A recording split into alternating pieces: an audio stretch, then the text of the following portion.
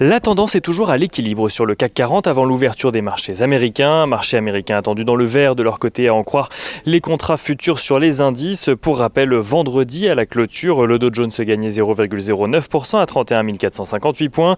Le S&P 500 gagnait lui 0,47% à 3 934 points, tandis que le Nasdaq Composite gagnait 0,50% à 14 095 points. On rappelle que Wall Street était fermé hier en raison du President's Day. Les investisseurs à Wall Street qui devraient normalement partager l'optimisme qui est présent sur les marchés européens depuis ce matin. Un optimisme permis par la légère diminution du nombre de cas de Covid-19 de part et d'autre de l'Atlantique qui laisse espérer aux investisseurs une reprise économique tirée notamment par les États-Unis dont le plan de relance massif est toujours au centre de l'attention.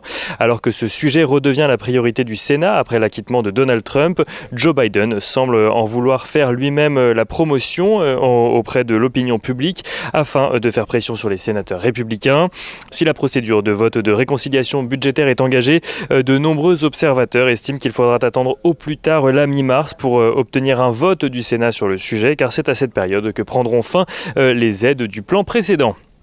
Il n'en reste pas moins que la perspective d'un plan de relance couplée à celle d'une reprise économique font grimper les rendements d'État. Les rendements des emprunts à 10 ans s'apprécient aujourd'hui aux alentours de 1,23% aux États-Unis par exemple.